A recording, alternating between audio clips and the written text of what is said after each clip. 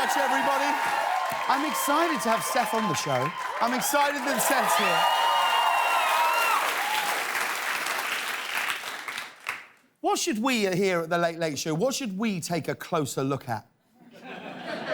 What do you think? Why don't you take a closer look at that, bro?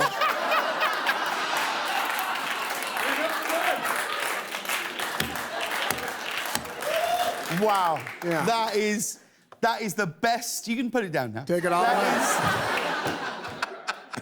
Well, look, it's that time. It's time for the news.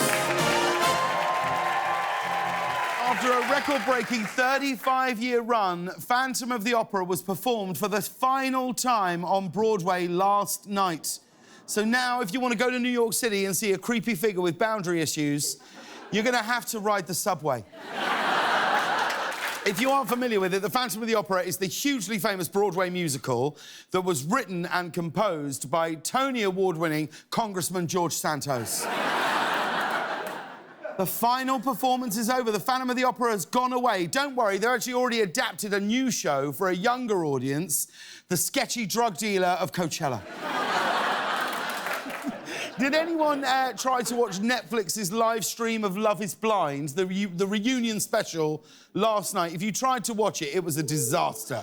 Technical difficulties delayed viewers from watching the live show for more than an hour, and it was still unavailable to stream this morning. In reality show terms, Netflix was a real messy bitch last night. It's hard, that, though, isn't it? It's hard. It's hard to do. If only there was the technology or a show. If only there was a way for something to be broadcast to millions of people as it's happening live. If only that technology existed. We'll just have to wait for someone to invent something like that. This is the thing, just isn't their thing. Netflix, they don't know how to put on a successful primetime special.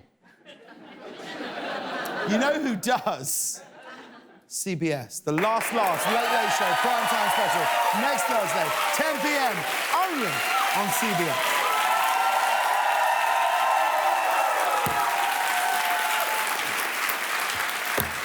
And here's a story that we were like, meh, about. Does that just happen every time you look over there? Like I don't know, I've not really checked. Or have I? Yeah, I don't know. You guys do that like in the middle of anything? You can just but I would never just do it, just willy-nilly. Yeah.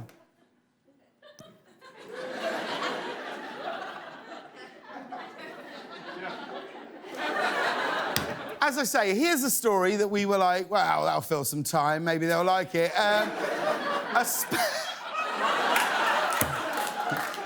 Here's a new story that we saw. A Spanish woman, I don't know if you saw this, a Spanish woman has just emerged after spending 500 days living alone in an underground cave as part of an experiment on the human body. She was closely monitored by medical researchers, though no one at any point was permitted to make contact with her.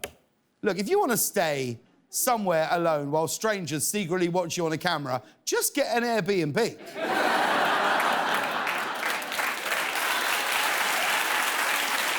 Lots of people, in this story, lots of people were like, how did she do it? Oh, my God. Let's get to the real question here. What's the video game sitch? Like, what's she working with down there? She got a PS5, an Xbox, what is it, you know? Because with the right setup, 500 days completely alone, for me, doesn't sound like enough. I don't know what she's got down there. Does anyone know? I don't know what it is. Just books. Just books? No phone, just books. Just books. Which is amazing. Yeah. Can I be honest? 500 days down there, I reckon I cleared 2 books.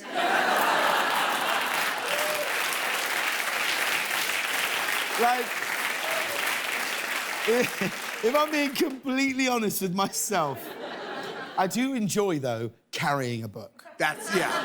My favourite thing about the purchase of a book is carrying a book. I can do it. I'm loving it. It's, yeah, it's just about the way that we interact with each other.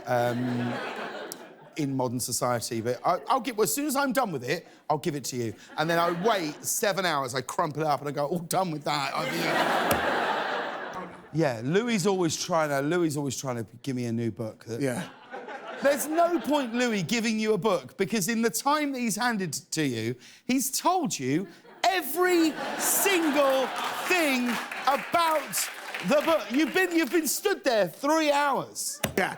About why it's important, how it resonated. I think you'd really like it. I shouldn't tell you what happens. It doesn't matter. It's fine. And he tells you exactly what goes on. He's not here today, right? He's out. He's having the old... Yeah.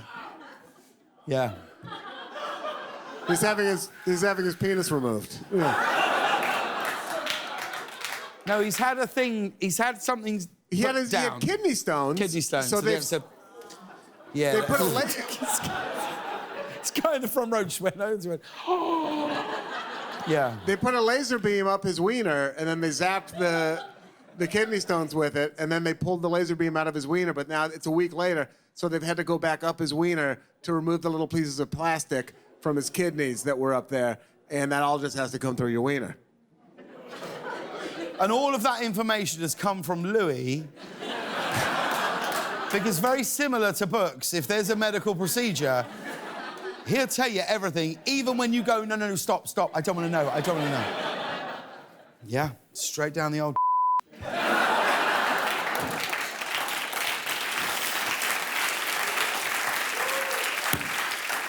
And we wanted to show you this. A man has now created a functional bicycle with square wheels. Look at this.